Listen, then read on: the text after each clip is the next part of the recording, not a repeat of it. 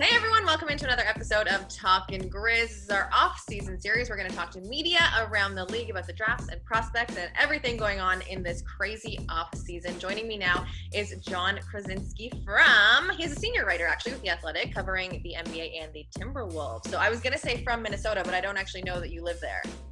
Well, when you hear my accent, you will know that I am from here, born and raised. That's like I belong in Fargo, the movie. So, yeah, I'm from here, been here most of my life. All right. Well, joining me all the way from Minnesota, welcome.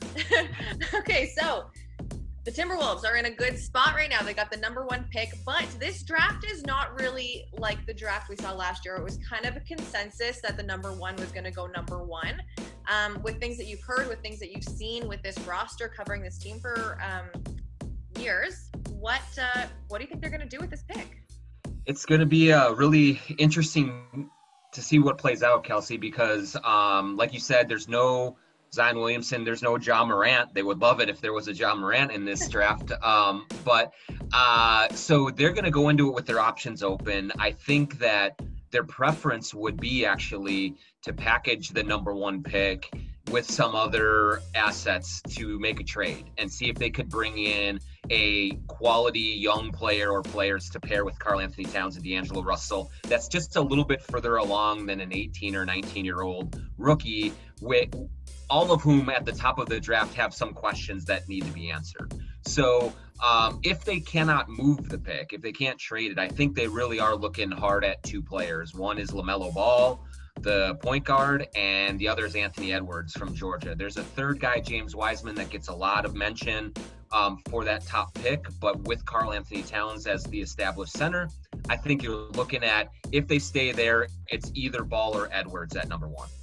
Okay, I want to just explore really quickly both these options. So option number one is to package that pick and, kind of bring in someone who's a little bit older but still young. Is there any names that you think would fit and they could go for this offseason?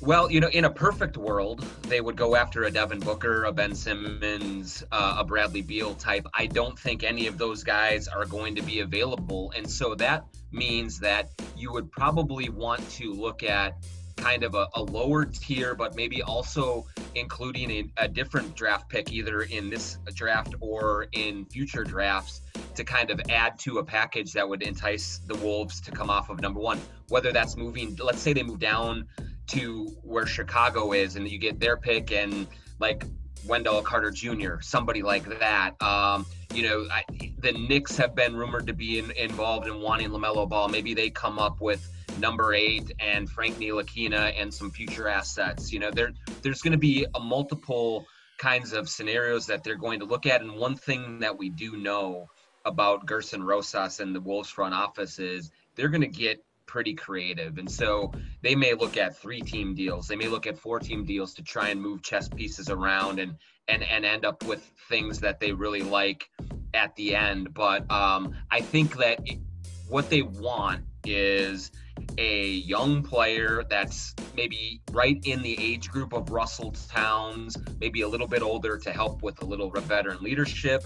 And it doesn't necessarily have to be a perennial all-star, Kelcey. It doesn't have to be, it doesn't have to be Devin Booker. It doesn't have to be a superstar, but someone that can come in and really help balance this roster out a little bit more. I think that's the priority going into this.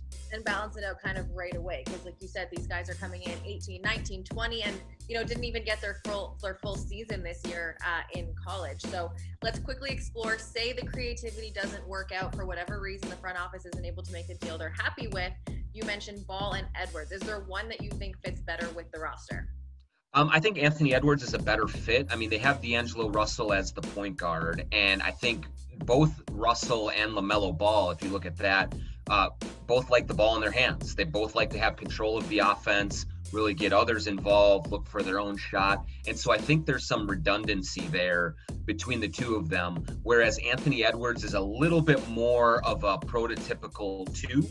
And so I think you could even see them playing a smaller lineup with D'Angelo Russell, Malik Beasley, Anthony Edwards, all on the court at the same time.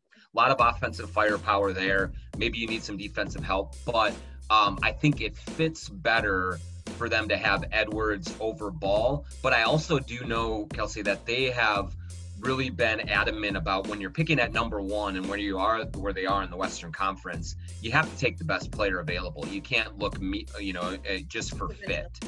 Yeah. And so if they determine ultimately that Ball is the best talent, then I think that they go with LaMelo Ball. That's very interesting.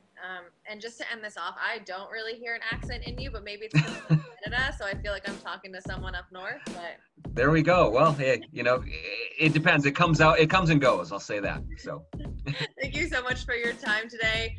This was really great. It's going to be exciting. We're less than a month away now, so only time will tell. That's right. Thanks for having me, Kelcey. Anytime. I'm just happy that you're here with us. So there we go. Thank you for being on. Grizzlies fans, you can get more on grindcitymedia.com.